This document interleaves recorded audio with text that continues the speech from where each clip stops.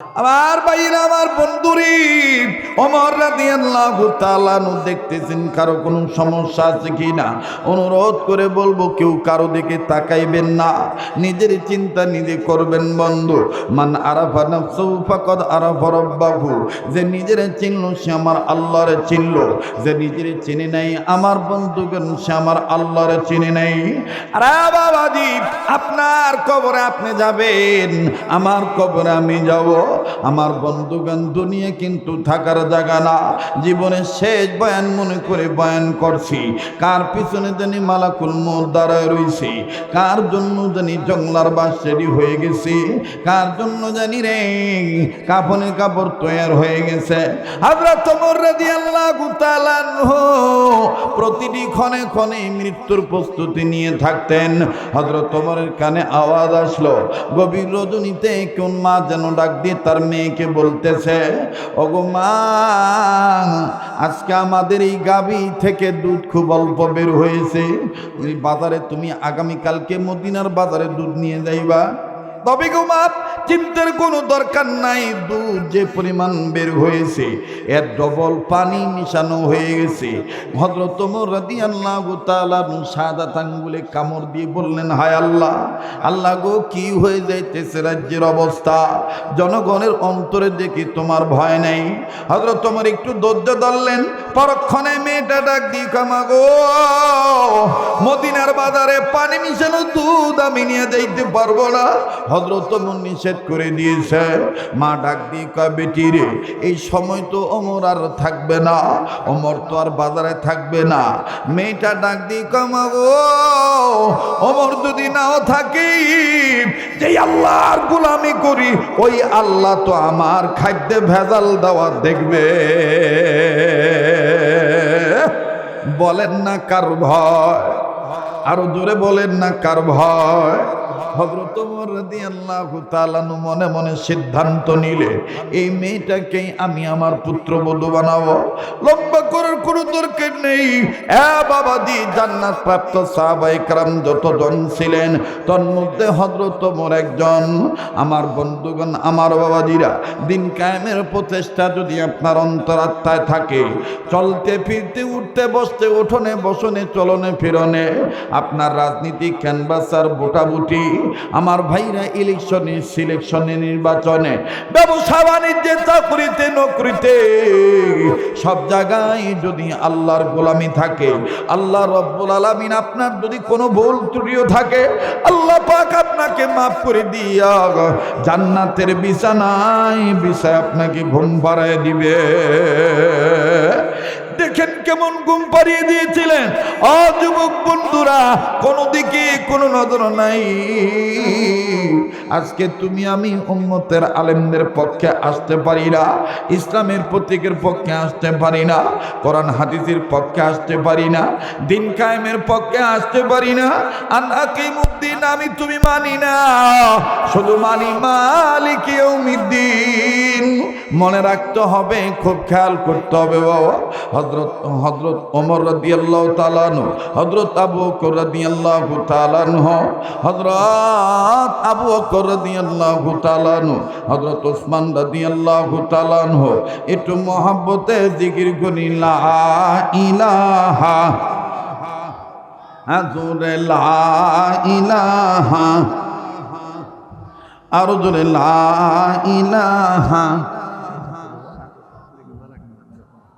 জি জি, লা ইলাহা ইল্লাল্লাহ, জোরে লা ইলাহা, জোরে জোরে লা ইলাহা ইল্লাল্লাহ, লা ইলাহা ইল্লাল্লাহু মুহাম্মাদুর রাসূলুল্লাহ সাল্লাল্লাহু আলাইহি সাল্লাম।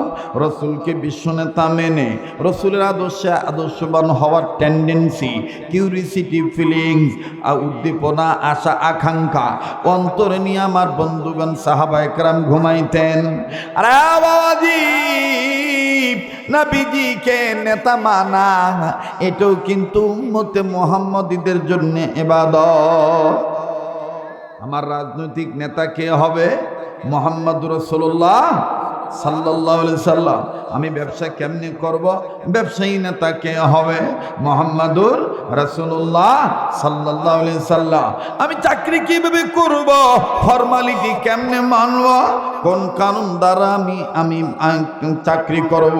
মুহাম্মাদুর রাসূলুল্লাহ সাল্লাল্লাহু আলাইহি সাল্লাম তিনি দেখিয়ে দিয়েছে, তিনি শিখিয়ে দিয়েছেন। আমার বাবাদিরা, আমার ভাইরা, লম্বা করার কোনো সুযোগ নাই। আমি আবারও বলছি, জীবনের শেষ বয়ান মনে করে বয়ান করছি। আমার বন্ধুগণ, এই পাগলকে অবহেলা করবেন না। আল্লাহ পাক প্রত্যেকটা বছর 2014 সাল থেকে শুরু করে 2025 পর্যন্ত আমার আল্লাহ বড় দয়াময় করে আমার মা বাবার খেদমতের বরকতে, আমার মা বাবার দোয়ার বরকতে, আপনাদের ভালোবাসার অন্তরের দোয়ার বরকতে আল্লাহ তাআলা প্রতিটি বছর গোটা রমজান মাস সোনার মদিনায় রেখে দেয়। শুধুমাত্র করোনা মহামারীর বছর যেতে পারি নাই, কিন্তু প্রত্যেকটা বছর আল্লাহ তাআলা গোটা রমজান মাস মদিনায় রাখেন। আবার হজের মৌসুমে আরাফাতের মাঠে যাইতে হয়, হাজিরা দিতে হয়। বাবাজি, এই তো আগামী 21 ফেব্রুয়ারি চলে যাব।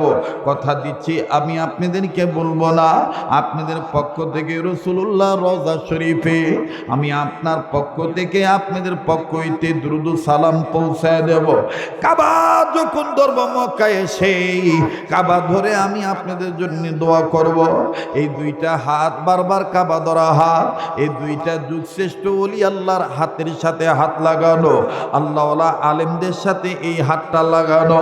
আরে বাবাজি, মুসাফির মানুষ হয়ে আমি আপনাদের জন্য দোয়া করব। অ্যাটেনশন প্লিজ, কোনো দিকে কোনো নজর নেই। আরে যুবক, কেন তুমি ইসলামের আদর্শে আদর্শবান হইবা না?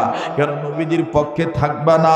কেন লিয়াবুদুল্লাহ মুখলিসিনা লাহুদ্দিন তুমি মানবা না? দেখো দেখো, তোমার আমার মতন রক্ত করা মানুষ ছিলেন হযরতে সাহাবী হানজালা রাদিয়াল্লাহু তাআলা আনহু। হযরতে হানজালা রাদিয়াল্লাহু তাআলা আনহু বিবি ব্যবহার করেছে আমার বন্ধুগণ বৈধ পন্থায়। তিনি স্ত্রী ব্যবহার করেছেন। গোসল তার উপর ফরজ হয়ে গেছে। ফরজ গোসল করার জন্য সাহাবী পানির কাছে গিয়েছে। ইন টাইম কে জানি বলে দেয়, কুতিলা মুহাম্মাদুন, মুহাম্মদ নবী কতল হয়ে গেছে, মুহাম্মদকে কাফেররা মেরে ফেলেছে। হযরতে হানজালা কুলি করার জন্য পানি মুখে নিয়েছিলেন। হযরতে হানজালা রাদিয়াল্লাহু তাআলা আনহু আমার বাবাজিরা মুখ থেকে পানি ফেলে দিলেন। তিনি আর গোসল করলেন না। নাপাক শরীর নিয়া বিবির কাছে দৌড়ে যায়, ডাক দিয়ে কয়, বিবি তরবারি কই, আমারে দাও, আমি যুদ্ধের ময়দানে যাব। স্ত্রী ডাক দিয়ে কয়, স্বামী গো, আপনি যে নাপাক, আপনি নাপাক অবস্থায় তরবারি নিয়ে যুদ্ধের ময়দানে যাবে দিন কায়েম করার লক্ষ্যে, ধর্মকে প্রতিষ্ঠা করার লক্ষ্যে। ওগো স্বামী, আপনি যে নাপাক ভুলে গেছেন নাকি? আপনার উপর তো গোসল ফরজ হয়ে গেছে। হযরতে হানজালা কান্দার ডাক দিয়ে বলে, বিবি রে, আমি কার জন্য গোসল করব? আরে বিবি, আমার নবী মুহাম্মদ রে নাকি কাফের বেঈমানেরা মেরে ফেলে দিয়েছে, হত্যা করেছে। বিবি রে, আমি তোকে বলতে চাই, বিদায় দিয়ে দাও। দেখা হবে বেঁচে থাকলে দুনিয়াতে, আর না হয় দেখা হবে কিয়ামতের ময়দানে। হযরতে হানজালার স্ত্রী তরবারি খানা দিয়ে দিলেন। তরবারি খানা দেওয়ার পর এইবার হযরতে হানজালা নাপাক শরীর নিয়া এই তরবারি নিয়ে যুদ্ধের ময়দানে ঝাঁপিয়ে পড়লেন। কাফেরদেরকে, কতগুলি কাফেরকে তিনি চিরতরে জাহান্নামে পাঠিয়ে দিলেন। আমার বন্ধুগণ, এক পর্যায়ে ইসলামের দুশমনদের আক্রমণে হযরতে হানজালা রাদিয়াল্লাহু তাআলা আনহু আক্রান্ত হয়ে গেলেন। হযরতে হানজালা শহীদ হয়ে গেলেন। দিন কায়েমের তামান্না নিয়ে নাপাক শরীর নিয়া যুদ্ধ করতে করতে তিনি যখন শহীদ হয়ে গেলেন, যুদ্ধ শেষে আমার আপনার নবী, বিশ্ব নবী জনাবে মুহাম্মদুর রাসূলুল্লাহ সাল্লাল্লাহু আলাইহি সাল্লাম সাহাবায়ে কেরামদের ডাক দিয়ে বলতেছেন, সাহাবীরা রে, ধর্মকে প্রতিষ্ঠিত করার জন্য, দিন কায়েমের লক্ষ্যে, যারা আমার আল্লাহর আইনের পতাকা উদ্দিন করার লক্ষ্যে, যারা আমি রসুলের আদর্শে আদর্শবান হওয়ার লক্ষ্যে, ধর্মকে প্রতিষ্ঠা করার লক্ষ্যে যারা জীবন দিয়ে শহীদ হয়েছে, আমি নবী তোমাদেরকে বলে দিলাম, এই শহীদ সাহাবীদের লাশ খুঁজে খুঁজে বের করো, বিনা গোসলে তাদের কবর দিয়ে দাও। সমস্ত সাহাবীরা শহীদ সাহাবীদের লাশ খুঁজে খুঁজে বের করে বিনা গোসলে কবর দিতে যায়। ঠিক এই মুহূর্তে বহু দূর থেকে পাগল নিবেশে আমার বন্ধুগণ একজন মা দূর থেকে চিৎকার মেরে ডাক দিয়ে বলে, ওগো নবীর সাহাবীরা, আমি একটু নবীজির সাথে পার্সোনাল কথা বলবো, তোমরা কি বলতে পারো মুহাম্মদ রাসূল কোথায় আছে? সাহাবীরা বললেন, মা কি পার্সোনাল বলেন? বলে, না না, নবীজিকে বলবো। এবার আল্লাহ দিল দোষ। অনেকে বলতেছে রোদ পড়তেছে, কে পর্দাটা আরো বড় করে টাঙ্গার পারে নাই। কিন্তু কর্তৃপক্ষ চিন্তা করছে, যেই শীত আমরা যদি এইভাবে টাঙাই তো রোদ আর সব মিলঝিল করে মোটামুটি সবার জন্য একটু আরামদায়ক হবে। কিন্তু আমাদের বুঝে হয়ে গেল উল্টা। কথা কোন ঠিক কিনা? আমরা যেটা ভালো মনে করি সেটা ভালো নাও হতে পারে, আল্লাহ যেটা ভালো মনে করে সেটাই ভালো হবে। কথা বলেন ঠিক কিনা? মুহতারাম হাজিরিন, আল্লাহ পাক প্রত্যেকটা মানুষকে ডাক দিয়ে বললেন, প্রতিটি মানুষকে আল্লাহ ডাক দিয়ে বললেন, হে মানব জাতি, ও আমার বান্দা বান্দি, আমি আল্লাহ রাব্বুল আলামিন তোমাদেরকে সৃজন করেছি, আমি রব, শুধুমাত্র আমি রব তোমাদেরকে বানিয়েছি আমি আল্লাহর গোলামি করার জন্য, যার দ্বারা তোমরা পরেশগারিতা অর্জন করিতে পারো। বাবাজি, রব্বে কাবা জাল জালালি ওয়াল ইকরাম পবিত্র কোরআনুল কারীমের অন্যত্রে বলেন, আমি তামাম পৃথিবীর জমিনের উপরে, আসমানের নিচে জমিনের উপরে আমি আল্লাহ রব্বুল আমিন দুইটা জাতিকে আমি আল্লাহ শুধুমাত্র কেবলমাত্র একমাত্র আমার ইবাদত করার জন্য বানিয়েছি। আল্লাহ বলেন, ওয়ামা খালাকুতুল জিন্না ওয়াল ইনসা ইল্লা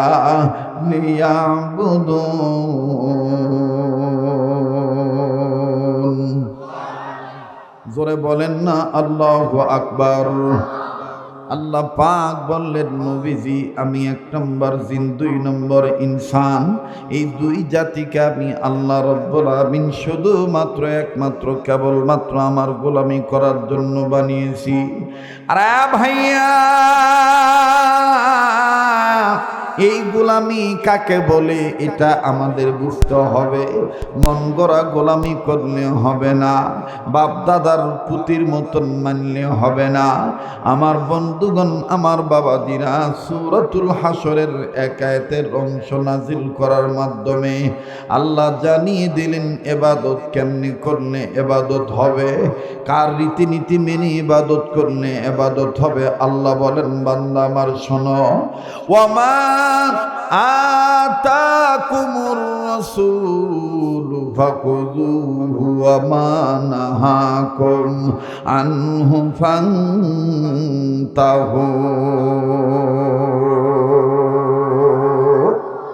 আওয়াজ দিয়ে বলেন না আল্লাহু আকবার। আল্লাহ রাব্বুল আমিন ডাক দিয়ে বললেন, নবীজি আমার পক্ষ থেকে আপনি রাসূল আপনার উম্মতে মুহাম্মদীদেরকে যা ধরতে বলবেন তারা যেটা ধরবে, আপনি যেটা ছাড়তে বলবেন তারা যেটা ছাড়বে। আমি আল্লাহর হুকুম মতে, আপনি নবীর তরিকা মতে যে বান্দা বান্দি যত কাজ করবে প্রতিটা কাজই হয়ে যাবে ইবাদত। আওয়াজ দিয়ে বলেন না সুবহানাল্লাহ। তবে নবীগণ এইভাবে যদি কোনো বান্দা বান্দি ইবাদত করে জমিনের উপরে আসমানের নিচে জিন্দেগি জীবন যাপন করা অবস্থায় জীবন্ত অবস্থায় যদি আমার এই বান্দা বান্দিগণ জীবন্ত অবস্থায় জিন্দা অবস্থায় যদি দুনিয়ার জমিনের বুকে ইবাদত করে ওগো নবীজি এই বান্দা বান্দি ইন্তেকাল করার পরে নবীজি আমি আল্লাহ রব্বুল আমিন বলে দিলাম জমিনের উপরে যেই বান্দা বান্দি আমার হুকুম মেনে আপনার তরিকা মেনে আমার গোলামি করবে আপনার আদর্শে আদর্শবান হবে ইবাদত করবে যারা দুনিয়ার জমিনের উপরে জিন্দা অবস্থায় মৃত্যুর পরে আমি আল্লাহ তাদেরকে জান্নাতে ঢুকায় দেব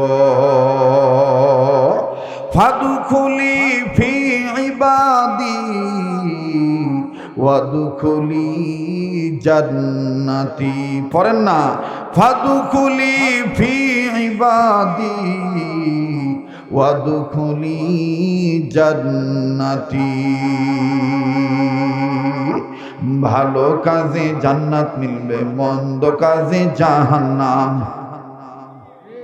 এটা আবার আমি নিজে লিখছি কি করব বা এই কামি তো করে খাওয়া লাগে কথা বোঝেন না এই জন্যই দুই আয়াতের অর্থ আমি আবার জোগাড় করে কোরআন থেকে নিয়ে আমার পক্ষ থেকে কাগজ কলম ধরে বাজারে আবার এটা ছেড়ে দিচ্ছে ভালোই চলিচ্ছে বা বক্তারা খারে হাঁস হাঁটাচ্ছে কথা বোঝেন নাই আমার আবার একটা বদ অভ্যাস হলো আমি যেই অঞ্চলে যাই ওই অঞ্চলের আঞ্চলিকতা ফট করেই মেরে দিই মানুষ যাতে বুঝবা না পারে যে এটা পরের শোল কথা কয় না যাতে মনে করে যে এটা হামাকেই শোল কথা কয় না কেবা আঞ্চলিকতা ক থেকে রাগ করছেন নাকি হ্যাঁ ভাল লাগছে না ভাল লাগবে ভাই ভাল লাগে মানুষই আমি কথা কয় না মন ভালো হলে সব ভালো ঠিক না ওরে ভালো কাজে জান্নাত মিলবে মন্দ কাজে জাহান্নাম সবার বলতে হবে ভালো কাজে জান্নাত মিলবে মন্দ কাজে না এতগুলো মানুষের আওয়াজ হইতেছে না পিছনের যুবক ভাইরা দেখি তো জান্নাতি হতে চায় না জাহান্নামী হতে চায় ভালো কাজে জান্নাত মিলবে মন্দ কাজে মোটামুটি আছে এবার পিছনে বাইরে চুপ থাকেন সামনের বাইরা ভালো কাজে জান্নাত মিলবে মন্দ কাজে একটু আস্তে আস্তে ভলিউম বাড়তেছে আর সত্যিকারের মুমিন যারা হবে তাদের সামনে যখন কোরআন তেলাওয়াত করা হয় তখন তাদের ঈমান বেড়ে যায় একথা কোরআনে আছে না নাই ইন্নামাল মুমিনুনা আল্লাযীনা ইযা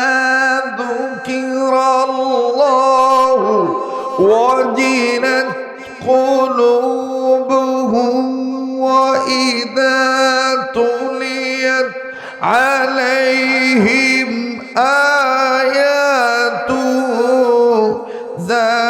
زادتهم إيمانا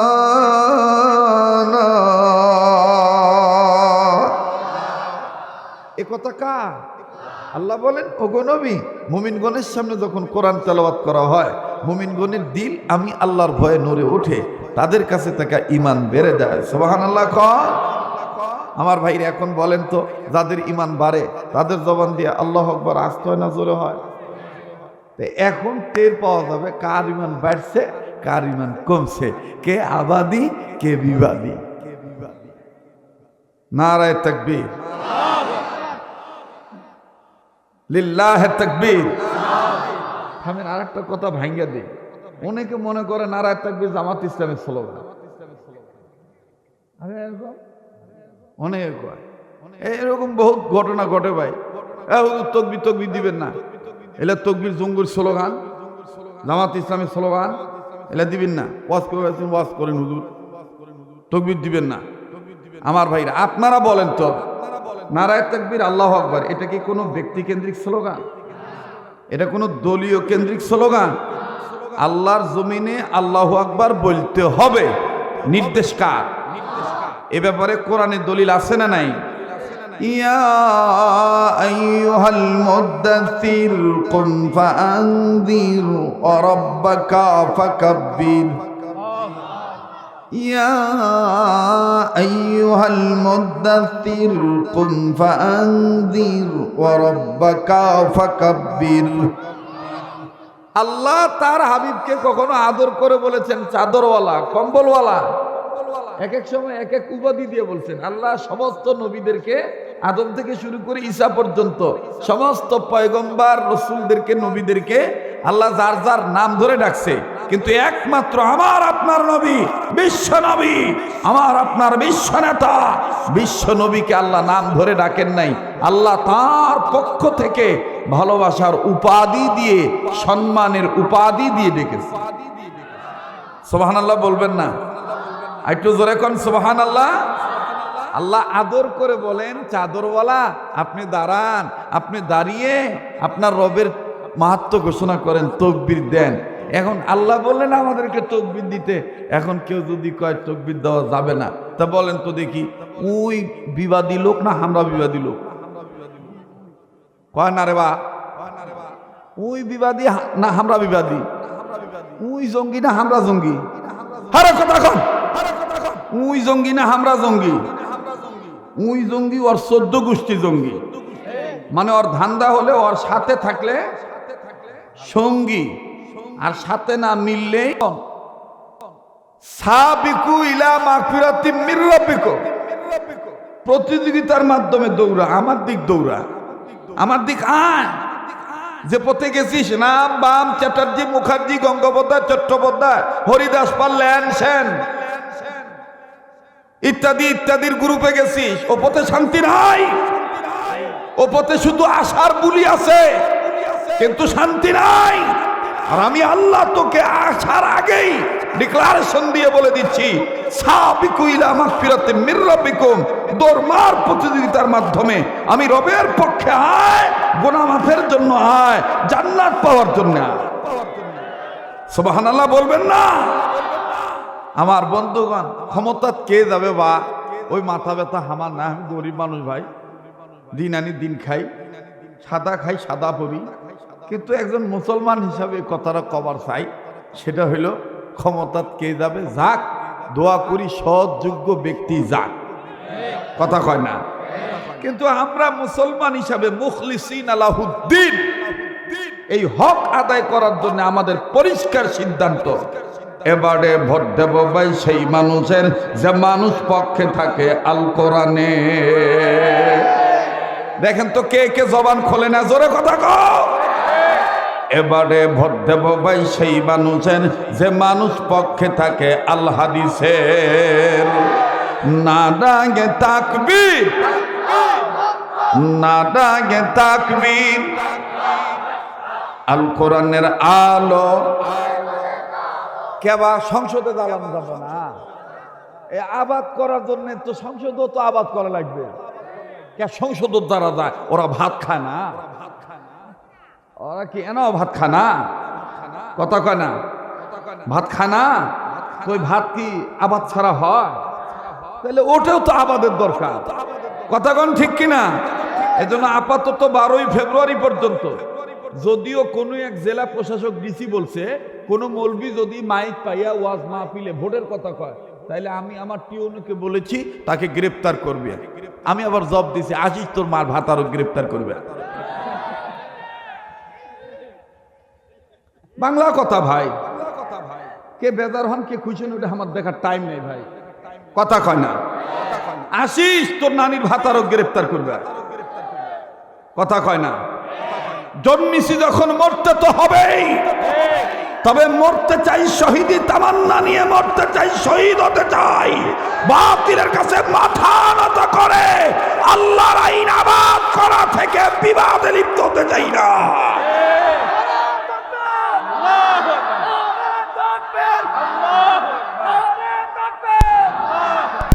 মোহতারাম হাজিরিন, বলেন আমি আপনি গোলাম খা, আওয়াজ দিয়ে বলেন গোলাম খা। আল্লাহর কষ্ট হচ্ছে আপনাদের, বেদার হইতেছেন? আমার বন্ধুগণ, আমার ভাইরা, সংসদে আল্লাহর আইন যদি যায় তাহলে মহল্লায় কখনো ইফতিজিং থাকবে না, চোরাচালান ব্যবসা থাকবে না, যুব সমাজ মাদকের কারণে ধ্বংস হয়ে যাচ্ছে, এই হাত থেকে যুব সমাজ রক্ষা পাবে। নারীদের বেপরদায় চলার কারণে পুরুষ লোকের চরিত্র নষ্ট হচ্ছে। নারীরা বেপরদায় চলতে পারবে না যদি আল্লাহর আইন পার্লামেন্টে কায়েম হয়ে যায়। কথা বলেন ঠিক কিনা? আর এই কায়েম করার জন্যই কিন্তু আল্লাহ আমাদেরকে বানিয়েছেন। ইন্নী জাইলুম ফিল আরদি, কথা কয় না, ইন্নী জাইলুম ফিল আরদি খলিফা। কিন্তু দেখবেন কিছু ভিজা দরবেশ আছে, নামাজ পড়িবা, ভোট কৃষক ওই হুজুর গুলাক দিব, ভোট আমি আমার নানির ভাতারক দিব। কথা কয় না, মানে ওই চাচা মনে করে নামাজ ইবাদত, হজ ইবাদত, কিন্তু ভোট ইবাদত লয়। কিন্তু এই কোরআন, আমি তো কোরআন শরীফ পিছিয়ে দিয়ে দিছি কারণ হাফেজ মানুষ, আমার লাগে না, না না লাগে না। তারপরও বলি, ভোট কাকে দিবেন এই ব্যাপারে কি কোরআনে আয়াত নাই? নাই?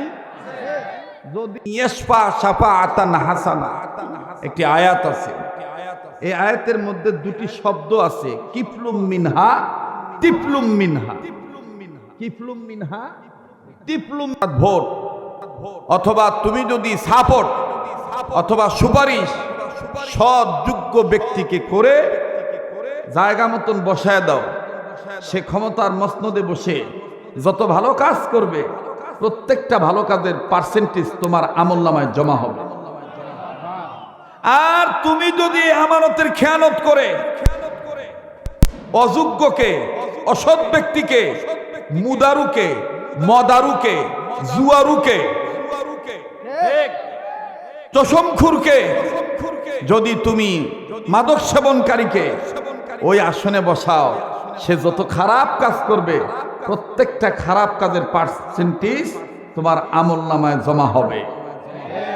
আল্লাহ কিন্তু আবার লাস্টে বলে দিছে, ইন্নাল্লাহা আলা কুল্লি শাইইন মুকিতা।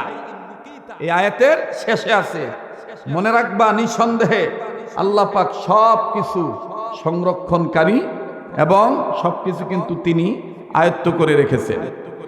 আমরা কাকে সুপারিশ করব, কাকে আমরা রায় দেব, কাকে আমরা সাপোর্ট দেব, আমার বন্ধুগণ, এটা কি আমার আল্লাহর বিধিবিধানে নাই?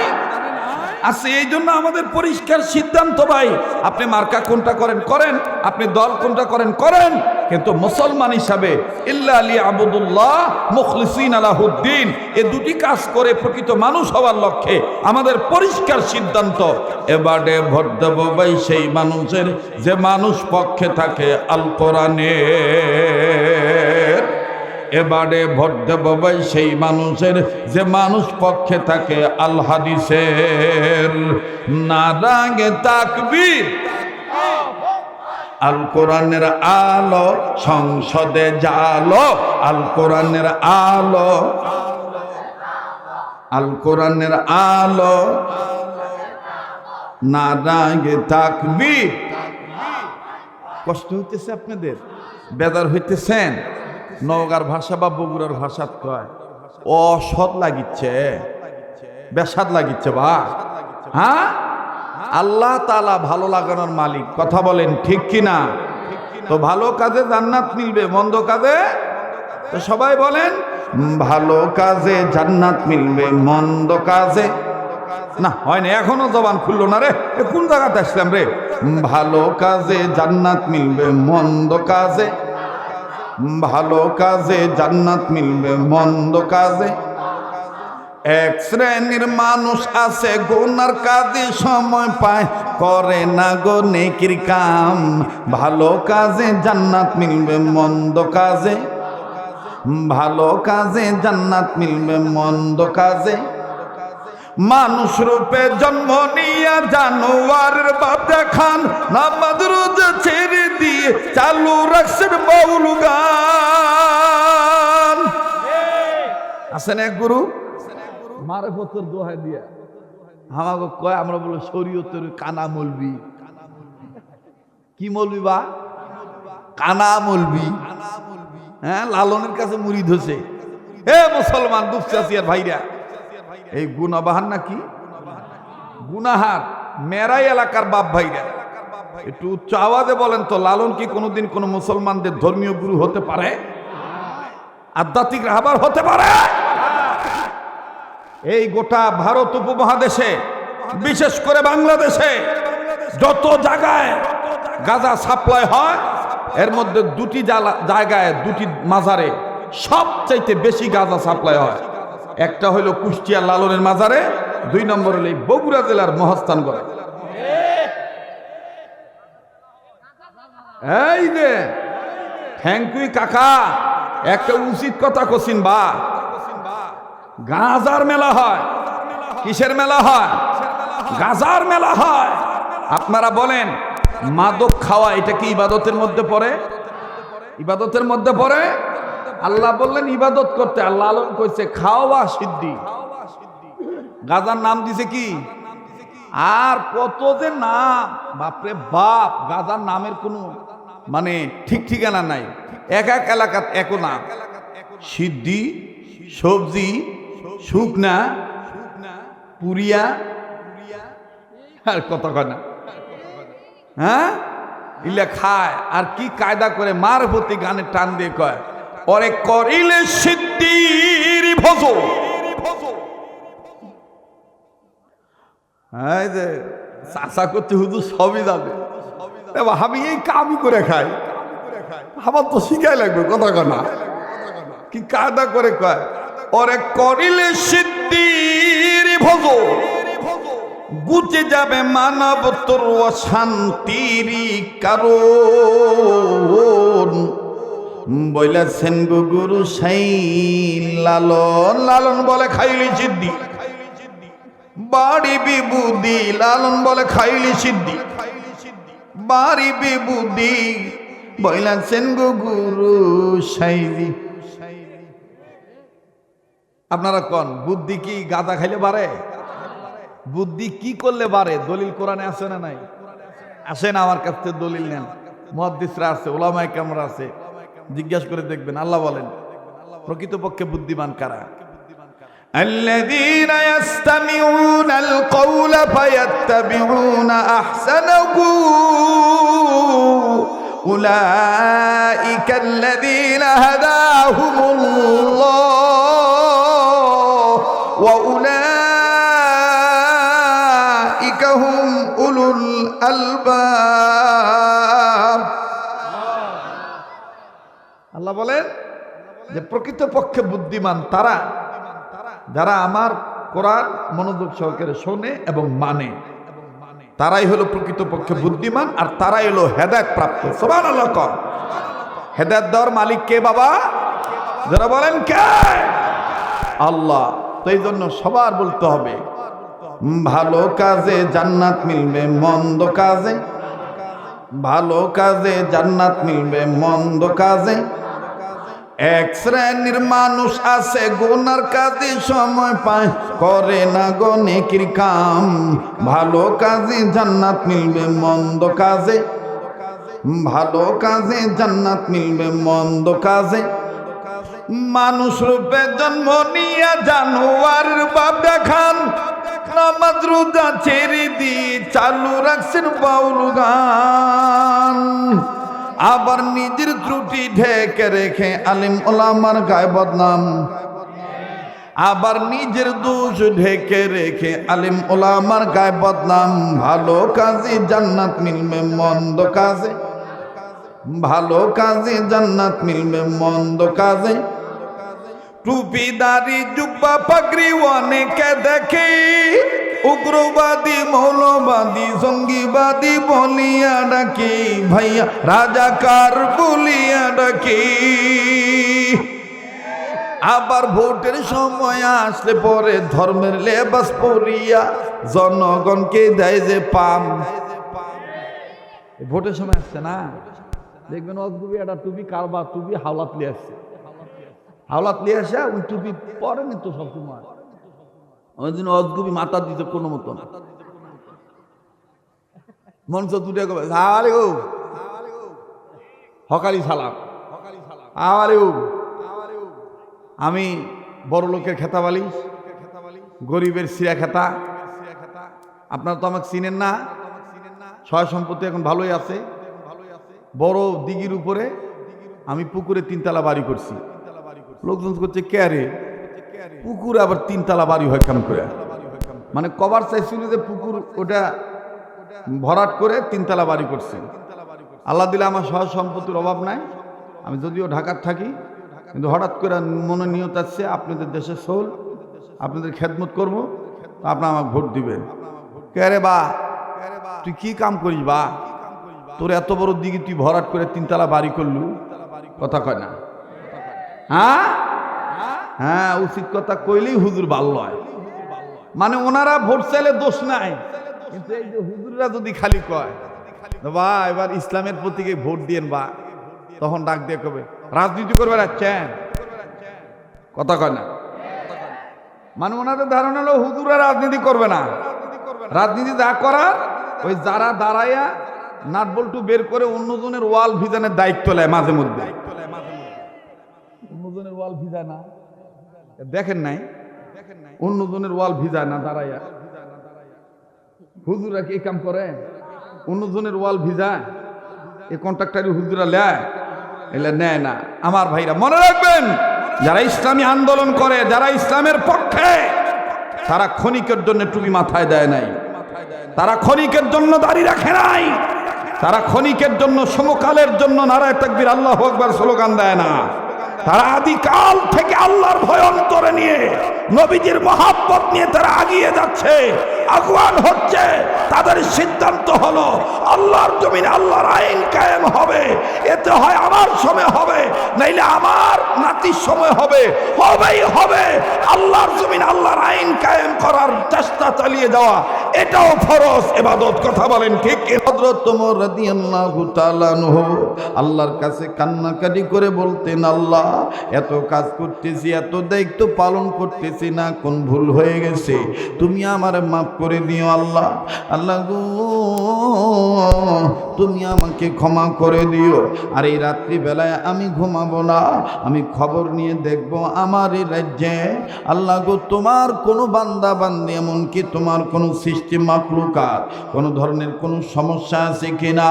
আরে বন্ধু, ওমর রাদিয়াল্লাহু তাআলা এরকম করে সিদ্ধান্ত নিয়ে বাবাজি ওমর রাদিয়াল্লাহু তাআলা বের হয়ে গেলেন। এই জন্যই তো কবি কত সুন্দর করে বলেছেন, অর্ধ পৃথিবী করিত শাসন, তালি দেওয়া জামা গায়ে, আটার বস্তা পিঠে করে নিয়া সেবিত দুস্থ মায়ে। আধারে যখন ডুবেছিল জাতি, ছিল না আলোর ভাতি, বর্বরতার অন্ধকারে পৌঁছে মানব জাতি। বেটির জন্মে বেদার পিতা করিত নতুন গোর, কন্যা সন্তান জন্মিল মায়ের কাঁপিত সে অন্তর। সেই সে কঠিন দুর্যোগ দিনে মোদের আল্লাহর আশীর্বাদ, ধরণী মাঝি পাঠিয়ে দিলেন রাসূল মুহাম্মদ। আওয়াজ দিয়ে বলেন না আল্লাহু আকবার, আরো জোরে জোরে বলেন না আল্লাহু আকবার। আমার ভাইরা, আমার বন্ধুরি, ওমর রাদিয়াল্লাহু তাআলা দেখতেছেন কারো কোনো সমস্যা আছে কিনা। অনুরোধ করে বলবো, কেউ কারো দিকে তাকাইবেন না, নিজের চিন্তা নিজে করবেন বন্ধু। মান আরাফা নাফসাহু ফাকাদ আরাফা রাব্বাহু, যে নিজের চিনল সে আমার আল্লাহরে চিনল, যে নিজের চিনে নাই আমার বন্ধুগণ সে আমার আল্লাহরে চিনে নাই। আরে বাবাজি, আপনার কবরে আপনি যাবেন, আমার কবরে আমি যাব। আমার বন্ধুগণ, দুনিয়া কিন্তু থাকার জায়গা না। জীবনের শেষ বয়ান মনে করে বয়ান করছি, কার পিছনে জানি মালাকুল মউত দাঁড়ায় রইছে, কার জন্য জানি জংলার বাস রেডি হয়ে গেছে, কার জন্য জানি রে কাফনের কাপড় তৈয়ার হয়ে গেছে। হযরত ওমর রাদিয়াল্লাহু তাআলা আনহু প্রতিটি ক্ষণে ক্ষণে মৃত্যুর প্রস্তুতি নিয়ে থাকতেন। হযরত ওমরের কানে আওয়াজ আসলো, গভীর রজনীতে কোন মা যেন ডাক দিয়ে তার তার মেয়েকে বলতেছে, ওগো মা, আজকে আমাদের এই গাভী থেকে দুধ খুব অল্প বের হয়েছে, ওই বাজারে তুমি আগামীকালকে মদিনার বাজারে দুধ নিয়ে যাইবা। তবে গো মা, চিন্তার কোনো দরকার নাই, দুধ যে পরিমাণ বের হয়েছে এর ডবল পানি মিশানো হয়ে গেছে। হযরত ওমর রাদিয়াল্লাহু তাআলা সাদাত আঙ্গুলে কামড় দিয়ে বললেন, হায় আল্লাহ, আল্লাহ গো, কি হয়ে যাইতেছে রাজ্যের অবস্থা, জনগণের অন্তরে দেখি তোমার ভয় নেই। হযরত ওমর একটু ধৈর্য ধরলেন, পরক্ষণে মেয়েটা ডাক দিয়ে, কামা গো, মদিনার বাজারে পানি মিশানো দুধ আমি নিয়ে যাইতে পারবো না। হযরত ওমর নিষেধ করে দিয়েছে। মা ডাক দিয়ে কয়, বেটি রে, এই সময় তো ওমর আর থাকবে না, ওমর তো আর বাজারে থাকবে না। মেয়েটা ডাক দিয়ে কয়, মা গো, ওমর যদি নাও থাকে, যে আল্লাহর গোলামি করি ওই আল্লাহ তো আমার খাদ্যে ভেজাল দেওয়া দেখবে। বলেন না কার ভয়? আরো জোরে বলেন না কার ভয়? হযরত ওমর রাদিয়াল্লাহু তাআলা মনে মনে সিদ্ধান্ত নিলে, এই মেয়েটাকেই আমি আমার পুত্রবধূ বানাবো। লম্বা করার কোনো দরকার নেই। বাবাজি, জান্নাত প্রাপ্ত সাহাবায়ে কেরাম যতজন ছিলেন, তন্মধ্যে হযরত ওমর একজন। আমার বন্ধুগণ, আমার বাবাজিরা, দিন কায়েমের প্রচেষ্টা যদি আপনার অন্তরাত্মায় থাকে, চলতে ফিরতে, উঠতে বসতে, উঠোনে বসনে, চলনে ফিরনে, আপনার রাজনীতি ক্যানভাসার ভোটাভুটি, আমার ভাইরা ইলেকশনে, সিলেকশনে, নির্বাচনে, ব্যবসা বাণিজ্যে, চাকরিতে, নকরিতে, সব জায়গায় যদি আল্লাহর গোলামি থাকে, আল্লাহ রব্বুল আলামিন আপনার যদি কোনো ভুল ত্রুটিও থাকে, আল্লাহ পাক আপনাকে মাফ করে দিয়া জান্নাতের বিছানায় বিছায় আপনাকে ঘুম পাড়ায় দিবে। দেখেন কেমন ঘুম পাড়িয়ে দিয়েছিলেন। যুবক বন্ধুরা, কোনো দিকে কোনো নজর নাই। আজকে তুমি আমি উম্মতের আলেমদের পক্ষে আসতে পারি না, ইসলামের প্রতীকের পক্ষে আসতে পারি না, কোরআন হাদিসের পক্ষে আসতে পারি না, দিন কায়েমের পক্ষে আসতে পারি না। আনাকিমুদ্দিন আমি তুমি মানি না, শুধু মানি মালিক ইয়াউমিদ্দিন। মনে রাখতে হবে, খুব খেয়াল করতে হবে বাবা। হযরত ওমর রাদিয়াল্লাহু তাআলা আনহু, হযরত আবু বকর রাদিয়াল্লাহু তাআলা আনহু, হযরত আবু বকর রাদিয়াল্লাহু তাআলা আনহু, হযরত ওসমান রাদিয়াল্লাহু তাআলা আনহু একটু মহব্বতে জিকির করি, লা ইলাহা, জোরে লা ইলাহা, আরো জোরে লা ইলাহা। জি জি, লা ইলাহা ইল্লাল্লাহ, জোরে লা ইলাহা, জোরে জোরে লা ইলাহা ইল্লাল্লাহ, লা ইলাহা ইল্লাল্লাহু মুহাম্মাদুর রাসূলুল্লাহ সাল্লাল্লাহু আলাইহি সাল্লাম। রসুলকে বিশ্বনেতা মেনে, রসুলের আদর্শে আদর্শবান হওয়ার টেন্ডেন্সি, কিউরিসিটি, ফিলিংস, উদ্দীপনা, আশা, আকাঙ্ক্ষা অন্তরে নিয়ে আমার বন্ধুগণ সাহাবায়ে কেরাম ঘুমাইতেন। আরে বাবাজি, নবীজিকে নেতা মানা এটাও কিন্তু উম্মতে মুহাম্মদীদের জন্য ইবাদত। আমার রাজনৈতিক নেতা কে হবে? মুহাম্মদুর রাসূলুল্লাহ সাল্লাল্লাহু আলাইহি সাল্লাম। আমি ব্যবসা কেমনে করব? ব্যবসায়ী নেতা কে হবে? মুহাম্মদুর রাসূলুল্লাহ সাল্লাল্লাহু আলাইহি সাল্লাম। আমি চাকরি কিভাবে করব? ফরমালিটি কেমনে মানব? কোন কানুন দ্বারা আমি চাকরি করব? মুহাম্মদুর রাসূলুল্লাহ সাল্লাল্লাহু আলাইহি সাল্লাম তিনি দেখিয়ে দিয়েছে, তিনি শিখিয়ে দিয়েছেন। আমার বাবাজিরা, আমার ভাইরা, লম্বা করার কোনো সুযোগ নাই। আমি আবারও বলছি, জীবনের শেষ বয়ান মনে করে বয়ান করছি। আমার বন্ধুগণ, এই পাগলকে অবহেলা করবেন না।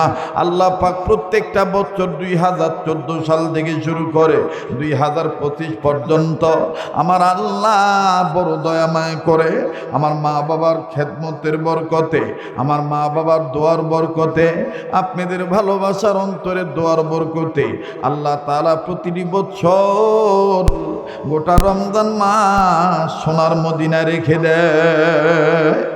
শুধুমাত্র করোনা মহামারীর বছর যেতে পারি নাই, কিন্তু প্রত্যেকটা বছর আল্লাহ তাআলা গোটা রমজান মাস মদিনায় রাখেন। আবার হজের মৌসুমে আরাফাতের মাঠে যাইতে হয়, হাজিরা দিতে হয়। বাবাজি, এই তো আগামী 21 ফেব্রুয়ারি চলে যাব।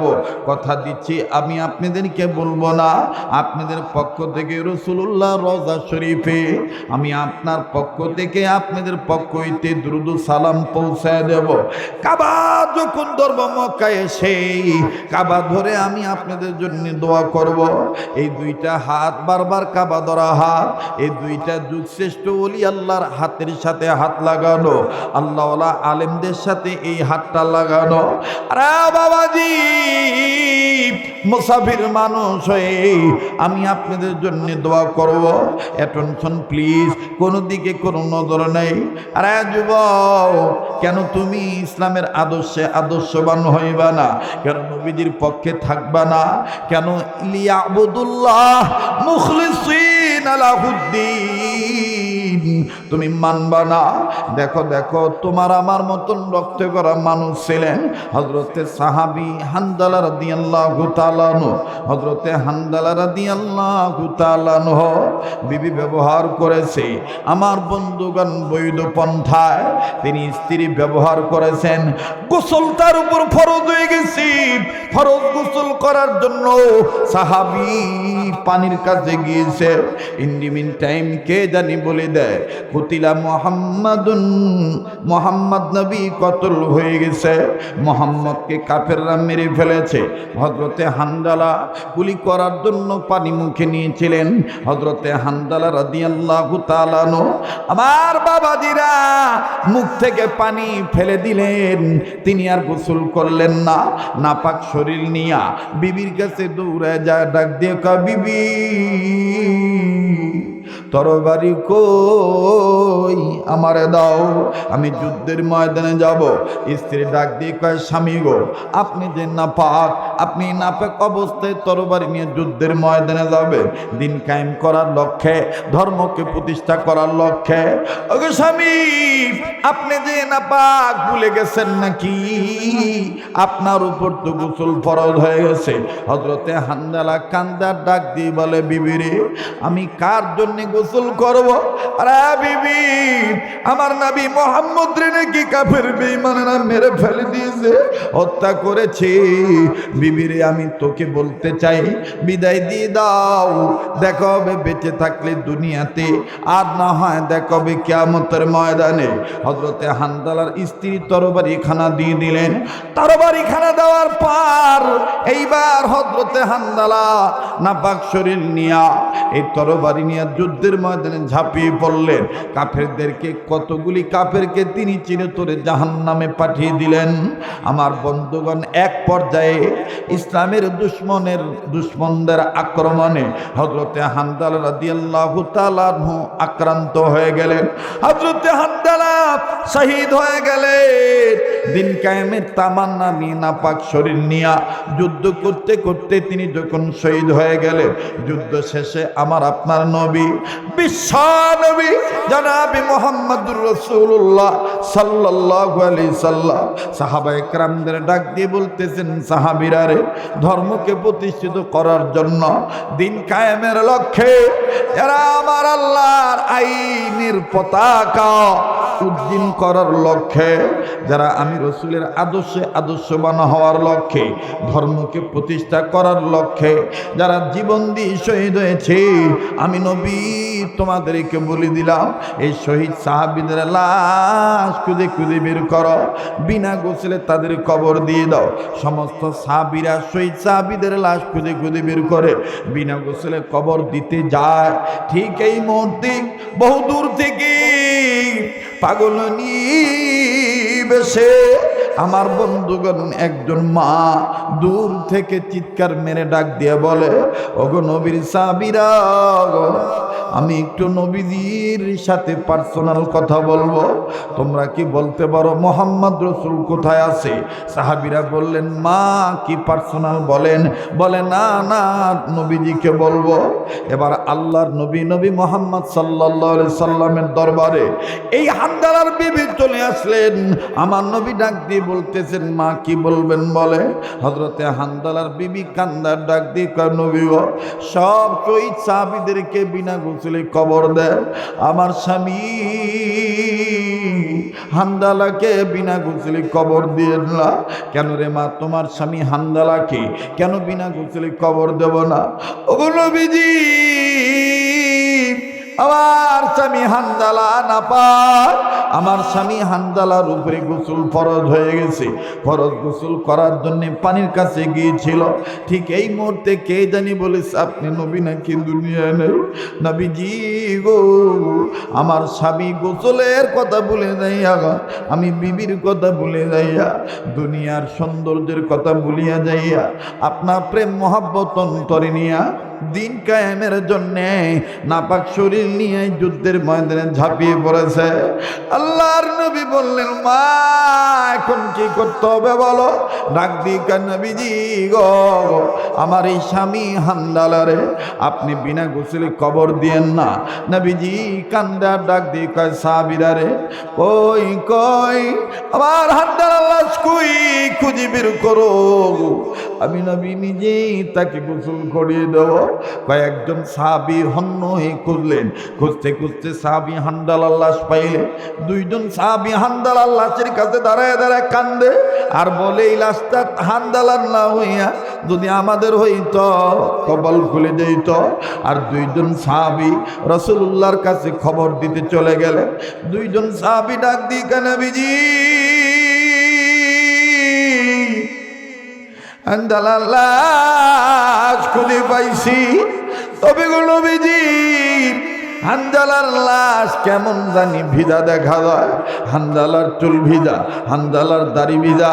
হানজালা মানুষ গোসল করলে যেমন শরীর ভিজা থাকে, এইরকম হানজালার শরীর ভিজা।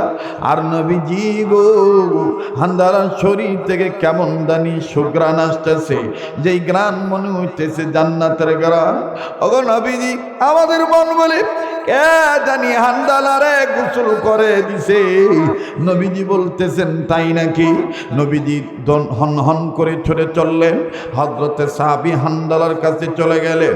হানজালার লাশের কাছে যাইয়া নবীজি দেখতেছেন চুল থেকে পানি ভরে, দাড়ি থেকে পানি ভরে, আর চেহারাটা কত সুন্দর নুরানি।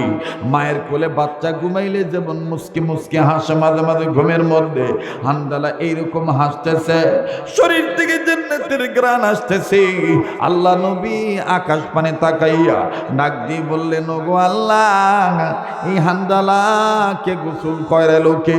ফানাজালা জিবরাইল আমিন হাজির হইয়া ডাক দিয়ে কয়, হুজুর, হানজালার লাশ নিয়ে চিন্তা করবেন না। যেই হানজালা দিন কায়েমের জন্য, ধর্মকে প্রতিষ্ঠিত করার জন্য আপনাকে ভালোবাসার নাম ইবাদত মনে করিয়া নাপাক শরীর নিয়ে যুদ্ধের ময়দানে ঝাঁপিয়ে পড়ে, আপনার প্রেমে, আল্লাহর প্রেমে, আল্লাহর জমিনে আল্লাহর আইন কায়েম করার লক্ষ্যে জীবন দিয়া যে হানজালা শহীদ হইতে পারল, আপনার সেই হানজালারে আমার আল্লাহ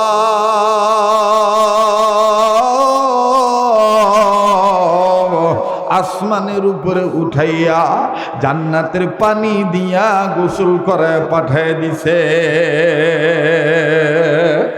আমার নবী বললেন, সাহাবীরা রে, হানজালার কাছে যেতে হবে না, হানজালারে গোসল করাইতে হবে না। এই হানজালার লাশ আমার আল্লাহ আসমানের উপরে জান্নাতের পানি দিয়া গোসল করায় পাঠায় দিছে। ওরে ভালো কাজে জান্নাত মিলবে, মন্দ কাজে, ওরে ভালো কাজে জান্নাত মিলবে, মন্দ কাজে ফাদুখুলি ফি ইবাদি ওয়াদুখুলি জান। আমি যখন খানা খাইতেছিলাম, হযরত মাওলানা আলামিন বিন হাফিজুর সাহেব তিনি এই আয়াতের টুকরাটা পড়ছিলেন। তখন আমি খাইতে খাইতে সিদ্ধান্ত নিছি যে এই বিষয়টা আমি আজকে আমার বাবাদিদেরকে একটু আরো পরিষ্কার করে শোনাবো। একটা প্রবাদ কথা আছে, গ্রাম্য কথা, আগের নাও যেদিকে যায় পাশের নাও সেদিকেই যায়। এই জন্য আমি ওই আলোচনাটা আপনাদেরকে শুনাইলাম। মনে আছে কিনা জানি না, লোহা ডুবে যায় মেহনত করার কারণে, লোহা আর ডোবে না, মাটি ভিজে যায়, নরম হয়, কিন্তু মেহনত করার পরে ওই পানি ঢাললে ওই মাটি আর নরম হয় না, মানদণ্ড খুব বেড়ে যায়, তার মান খুব বেড়ে যায়। মানুষ প্রকৃত মানুষ হতে পারবে কয়টা কাজের দ্বারা? নাম্বার 1, সকল ক্ষেত্রে আল্লাহর গোলামি। নাম্বার 2, মুখলিসিন আলাহুদ্দিন। শুধু নিজে গোলামি করলে হবে না, পৃথিবীর প্রতিটি মানুষকে বুঝাইতে হবে আমরা সৃষ্টি যার, আইন মানব তার। আলা লাহুল খালক ওয়াল আমর, আল্লাহু আকবার। মুখলিসিন আলাহুদ্দিন। আমি যদি এই মুখলিসিন আলাহুদ্দিনের ব্যাখ্যা তাফসীর করতে যাই, এতক্ষণ যা শুনাইলাম একটু সামান্য আংশিক লিয়াবুদুল্লাহর ব্যাখ্যা শুনাইলাম, কিন্তু মুখলিসিন আলাহুদ্দিন এই বিষয়ে যদি আমি আপনাদের আলোচনা শুনাইতে চাই অনেক লম্বা সময়ের দরকার। দেখা ভাল লাগলো আপনাদের পরিবেশ আচরণ। আমাদের আপনাদের মান্যবর সম্মানিত প্রধান অতিথি তিনিও আসছেন, আমার খুব আদরের, মহাব্বতের, স্নেহের, শুধু আমার নয় অনেক ওলামায়ে কেরাম তাকে কলিজা দিয়ে মহাব্বত করে, ভালোবাসে, আপনারাও ভালোবাসেন। এটা তার কৃতিত্ব নয়, এটা তার ভালো কর্মের গুণের কৃতিত্ব। কথা বলেন ঠিক কিনা? আজকে দেখেন প্রধান অতিথির আচরণ, আমাদের আলোচনা, বিষয়বস্তু সব মিলিয়ে দিলেন কে? যারা বলেন কে? তো আমি আশাতে আপনারা খুশি না বেজার? গত বছর আমি আসি নাই, আমি জব দিয়েছি উত্তরবঙ্গে আসবো না, আসি নাই, এবছর আসছি। আবার যদি ভবিষ্যতে আইসা আবার ডিস্টার্ব দিই, কেবা খুশি হবি? খুশি হবিন বা ভালোবাসবি? ইনশাল্লাহ আমি আসবো, ইনশাআল্লাহ। প্লিজ কেউ উঠাউটি করবেন না। আমি বিনয়ের সহিত, ভালোবাসার সহিত, স্নেহ মমতা নিয়ে বলছি, আমাদের আজকের মান্যবর প্রধান অতিথি তিনি একটু সালাম দিবেন, মত বিনিময় প্রকাশ করবেন, এরপরে ইন্তেজামিয়া কমিটির পক্ষের সভাপতি মহোদয়ের অনুমতিক্রমে আমি দোয়া করে আপনাদের কাছ থেকে